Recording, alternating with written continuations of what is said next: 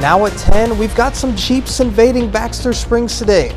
Plus, the Wildcat Glades is hosting some more art fun before the summer closes out. And the latest on the Russia-Ukraine war.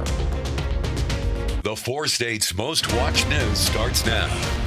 The Joplin Welcome Club is hosting a fundraiser today. This is the KOAM News at 10. I'm Jalen Banks. The fundraiser is to help one of the members who has a son-in-law who had open heart surgery twice. The fundraiser will help him pay for the medical bills post-operations.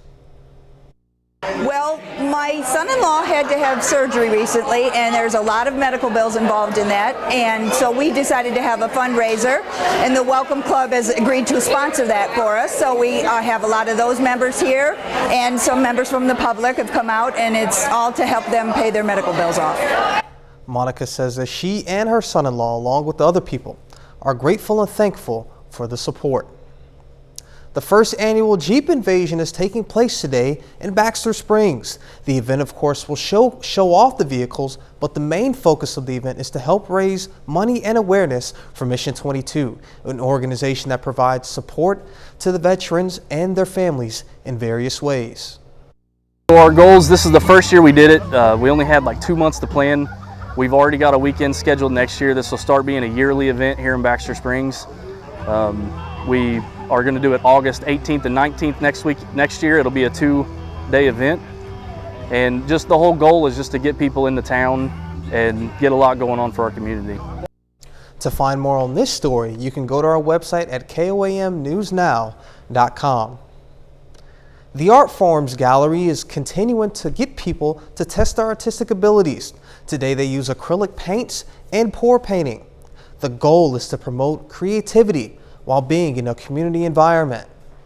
This is a blown flower technique with fluid art. Fluid art has hundreds of techniques, and I teach all different techniques in the classes when I do a class. Today we happen to be doing blown art, and you use a straw and you manipulate the paint to look like a flower. To find more events such as this one going on in the 4 states, you can go to our website at koamnewsnow.com. As kids return back to school, Wildcat Glades Friends hosted a family craft event today. The event consists of wood painting, art making, and animal watching. A volunteer says events like this help children get away from the screens sometimes. We're just simply painting sticks. It's getting the kids out of the house, and the kids are playing outside while the paint's drying. So yeah, it's just really a fun way to get kids off the TV and messing around with nature, seeing that you can do something creative with nature. Rachel also believes that kids should engage more with brain-stimulating activities. And now Sam Lane joins us with the first look at the weather. Thank you very much, Jalen. It was a beautiful day across the area. A little bit on the warm side, but that's typical for August. And now we have some thunderstorms on our radar, and that's good news for a lot of folks.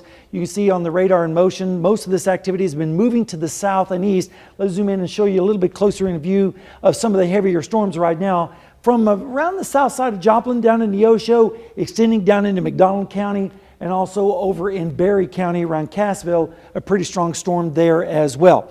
Temperatures right now are reflective of where it has rained. Some places are in the 70s right now, but earlier this afternoon, pretty much everyone got into the 90s except for Stockton, where they topped out at 88 today. And temperatures right now have fallen down into the 70s where it has rained, still close to 80 right now in Grove. Temperature right now this afternoon here in Joplin, it was 93, which was above normal. Of course, we weren't near the record of 101 back in 2003. You can see the lightning and thunder on our tower cam. We'll have more in the forecast coming up, so stay tuned. A U.S. magistrate judge in Florida has given the Justice Department until Thursday to file a redacted version of the affidavit it used to get approval to conduct the Trump house search down in Mar-a-Lago. CBS correspondent Natalie Brand has more details from Washington. CBS News has learned former President Trump's legal team is considering filing a motion to seek the appointment of an independent official to review evidence collected in the FBI's search of his Florida home.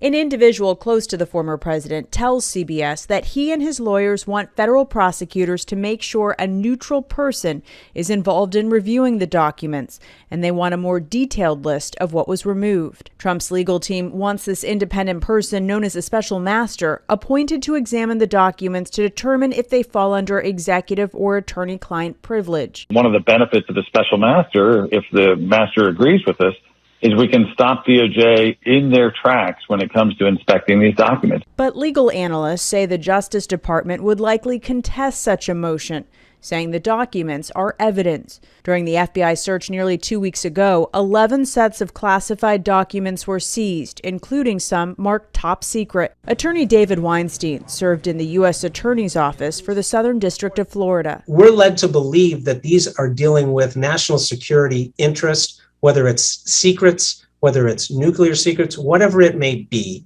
and that these documents need to be in a safe and secure location. Meanwhile, a federal magistrate judge in Florida has indicated he could potentially unseal parts of the affidavit behind the search, following requests from more than a dozen media organizations, including CBS News. Judge Bruce Reinhart, who also signed off on the search warrant, has given the Justice Department until Thursday to submit proposed redactions to the affidavit before he makes a decision. Natalie Brind, CBS News, Washington.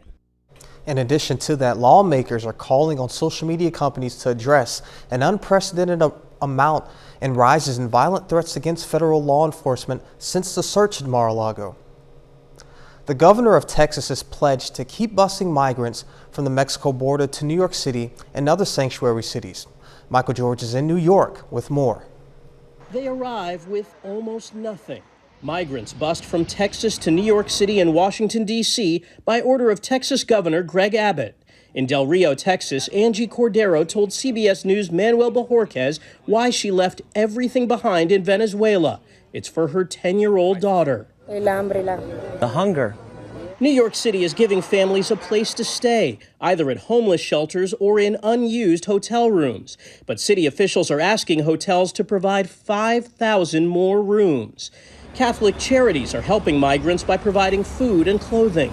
These just aren't statistics. These are people with names and with dads and moms. Border crossings are at a record high as migrants flee crime and poverty in Central and South America. Governor Abbott, a Republican, has already bused more than 8,000 people to Washington, D.C. and New York City. And now Texas is sharing our pain with the rest of the country. New York's Mayor Eric Adams says Governor Abbott is playing politics with people's lives. We are going to provide these families with the dignity that the Texas governor failed to do. And New York City just launched a program to help enroll about 1,000 migrant children in schools. The city says it needs more federal funds to help deal with what the mayor calls a humanitarian crisis. Michael George, CBS News, New York. The cost of raising children has gone up, and as you could imagine, it's due to inflation. For a married middle-income couple, it now takes on average $310,000 to $605,000 to raise a child born in 2015 through the age of 17. That comes out to more than $18,000 a year on average. The Brookings Institution came up with the estimate based on numbers from the U.S. Agriculture Department from a couple with 2 children. The price tag includes a range of child expenses, ranging from food, health care, clothing, child care, and other activities. Back in 2015, a federal government projection put the total child raising cost at more than $233,000. A senior fellow at the Brookings suggests many couples will take more time to consider whether or not to have a first or a second child.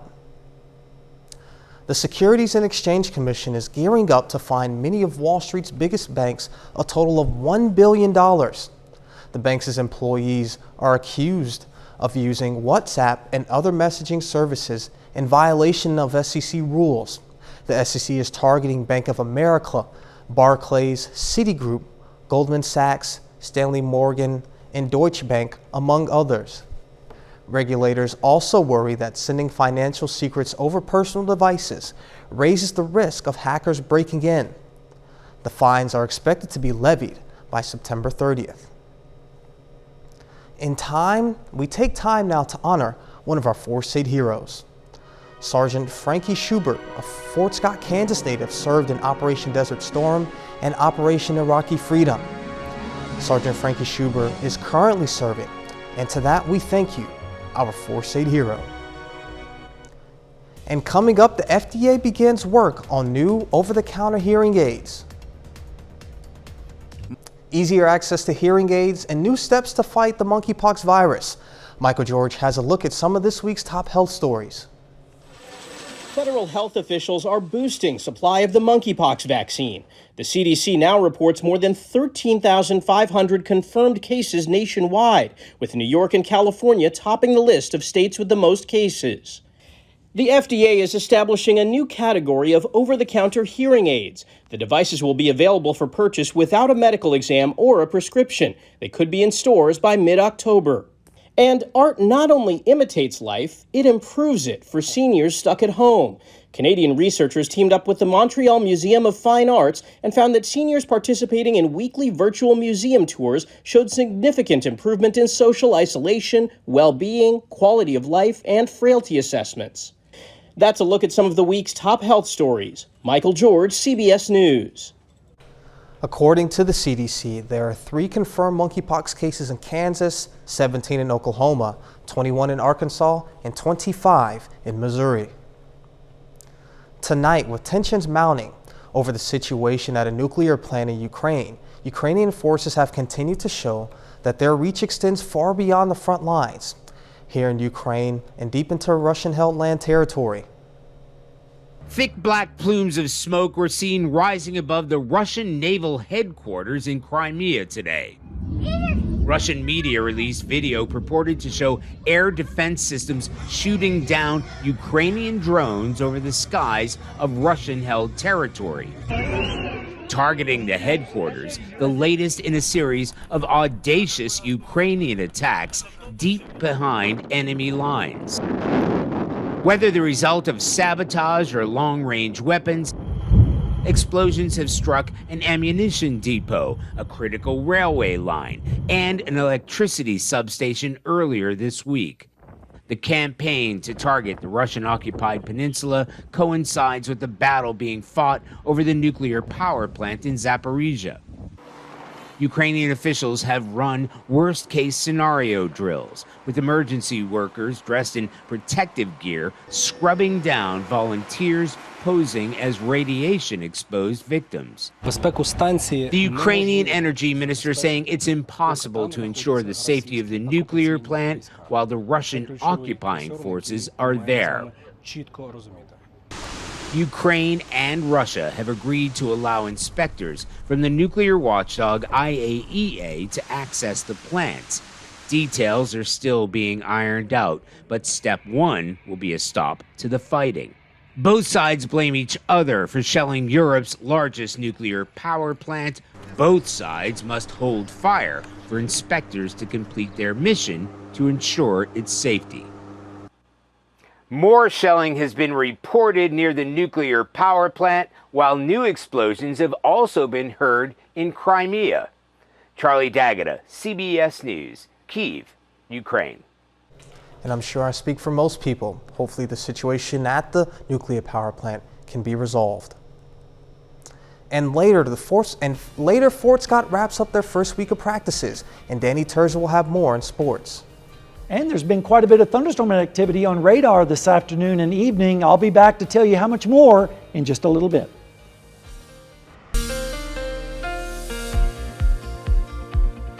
Well, it was another warm day across the 4 states with temperatures reaching close to 90 degrees in many locations, but the heat and humidity has helped generate thunderstorms along with a cold front dropping down from the north and west, and I think that's pretty good news. Let's take a look outside right now.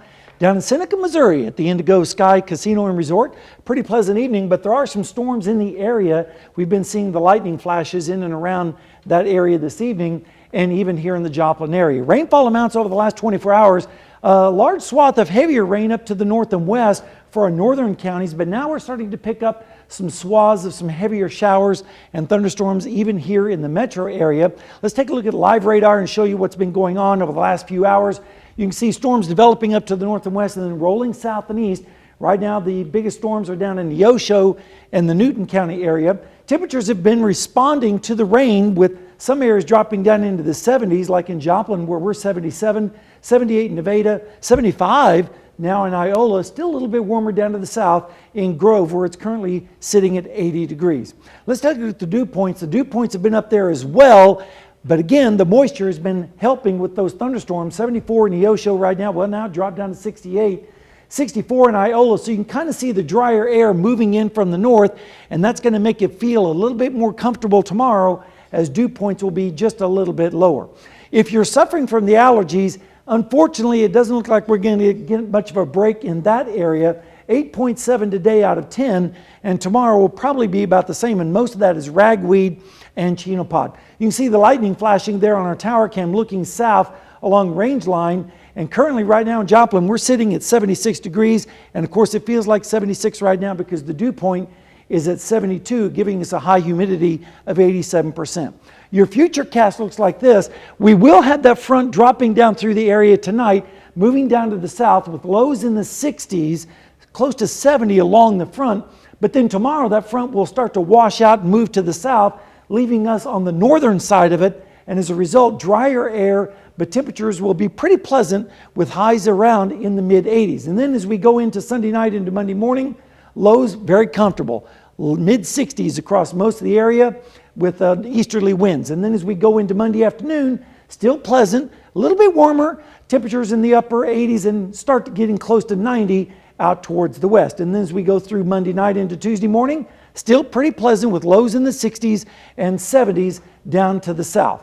Let's take a look at the rain tracker. Most of the rain is going to be down to the south tonight, and the good news is there's going to be a large area of rain down across southwest Oklahoma, northern Texas, and Louisiana, where they desperately need rain, and it looks like they're going to get it. All right, here's the 7-day forecast here. 86 tomorrow, 88 on Monday, and then as we move into Tuesday, Wednesday, and Thursday of next week, we're going to be seeing highs in the 90s, and then as we go into next weekend, another chance of storms in our area, so at least we're not hitting 100 degrees. That's the good news. We do need some rain, though. Oh, yeah, absolutely. One of my friends had texted me in between shows and said that it was absolutely coming down in Seneca. And that's what we like to see. Absolutely. Well, thank you, Sam. You're welcome. Well, the Chiefs hit the field against the Commanders this afternoon. Second preseason game, those highlights are coming up. Plus, we caught up with the Riverton Rams as they prepare for their first season with Danny Weaver as head coach. That's next.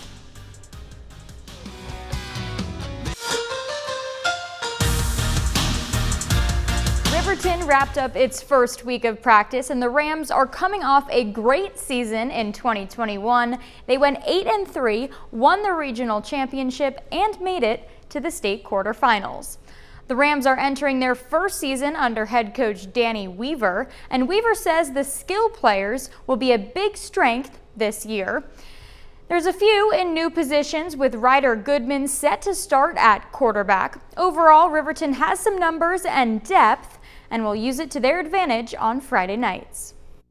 What we've tried to do as a staff over the last 4 or 5 years is continue to grow the numbers, which we have. We're at 40 kids right now, good number for a 2A school. Continue with that success is keeping our guys in putting them in a position to have success on the field. We got some guys that we think are mismatches for the defense. We're going to be able to do that. We think we got some guys that can fly around a little bit on the defensive side. So we're looking for speed to be one of our key factors this year to our success. Southeast got back over 500 last season, finishing with a 5-4 record. This year, it's a young team with a small senior class. One of those seniors, Cade Burdett, will be an important piece of the defense. He's an all-conference and all-district defensive back. As a whole, the Lancer defense looks strong this year. Their hard work in the weight room paying off. Defense, we just believe in the old 4-4 defense. You just fly around, get to the ball, and bad attitude, and our kids love to play defense. I think we'll be stronger than we were last year. I know, especially with Cade playing safety, he's just an all-around athlete. He knows football, and I think a lot of young kids will step up. As for the Fort Scott Tigers, they're looking to rebound after a 1-8 record last season. The Tigers were a young team in 2021, and they still are, but they do return a handful of guys with game day experience. We had several guys who had to start as freshmen last year and gained experience. That being said, we're still a young team. They're still learning, but they're playing hard. Our effort's there, and we're getting better with execution. The Kansas City Chiefs hit the field today for their second of 3 preseason games, and the Chiefs get to play at Arrowhead today, their first home game since January. Kansas City hosts Washington. Opening drive, Patrick Mahomes connects with Jody Fortson for the touchdown. Next Chiefs possession, Mahomes under pressure goes back to Fortson for the pair's second score of the game. Skip now to the 4th. Jarrett Patterson runs it in. Commanders within 3, but the Chiefs are able to hang on 24-14 the final. In the MLB, St. Louis aims to extend their win streak to 6 games tonight. Cards lead the Diamondbacks in the 8th, 8-7. Lars Nootbaar has 3 RBI, and Albert Pujols keeps hitting bombs. 2 tonight puts him at 692 in his career, now 8 away from 700. The Royals are in the middle of a 4-game set with Tampa Bay. The Rays take this one 5-2. Salvador Perez and Vinny Pasquantino drive in the runs for the Royals. They're back for the series finale tomorrow at 12:40.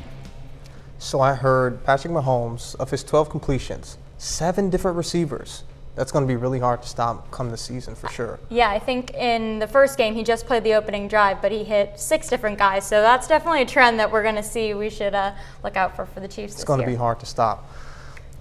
Well, we'll be right back after this. There's very good news to report about the environment in wake of one of the worst oil spills in U.S. history. Louisiana wildlife officials have confirmed hatchlings from the rarest species of sea turtle on the Chandler Islands. The Kemp's released sea turtle is the world's most endangered species of sea turtle and also the smallest. The finding is the first known discovery of wild sea turtle hatchlings on the Chandler Islands in the last 75 years. It once was thought that the islands and the Breton National Wildlife Refuge might never recover from the Deepwater Horizon spill in 2010. The discovery of the rare sea turtle nest will encourage the future restoration plans to make sure the habitat is preserved and protected. All right, Sam, what do we have? Well, we have a few showers and storms tonight, but that should be clearing out. And then it looks like it's going to be a dry week up until next weekend when we have another chance of storms. Well, that's our time for now. Remember, we're always on at KOAMNewsNow.com and the KOAM News Now app. Thanks for making us part of your night. We thank you for tuning in. We hope you have a great one.